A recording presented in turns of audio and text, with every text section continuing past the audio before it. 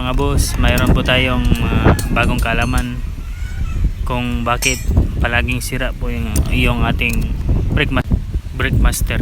So ang dahilan po nito dahil malapit po sila sa dagat nakatira, nandun po sila sa bukana talaga ng dagat. So ang kadalasan pong sanhi ng pagputok ng ating brake master kasi may kalawang po ng ating caliper. So ang mainam pong gawin natin dyan is palagi po nating ipa-check or laging ipa-check.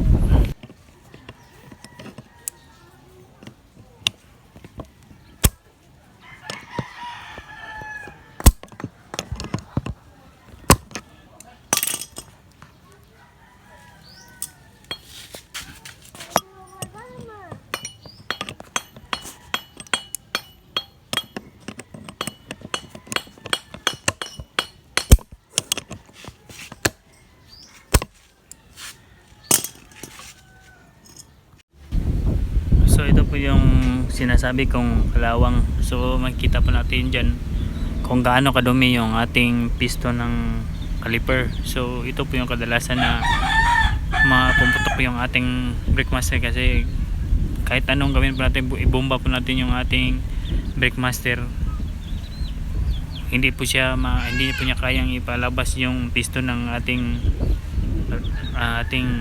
caliper. Kita po natin na nandito po tayo sa dagat.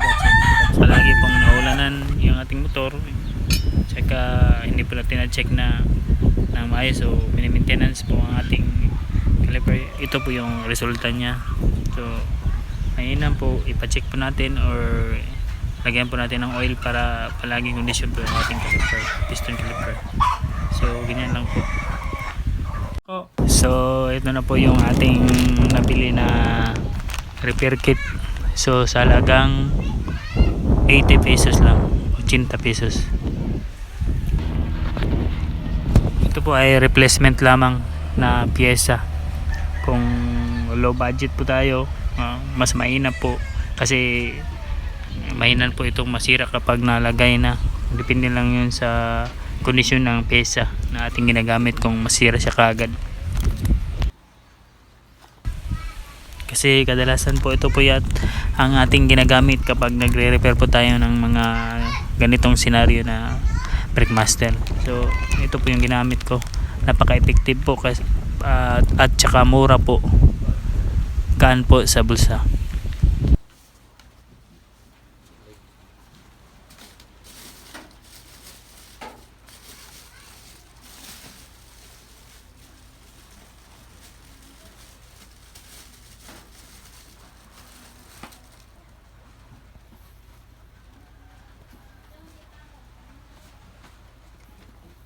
Ganap sa bukan eh.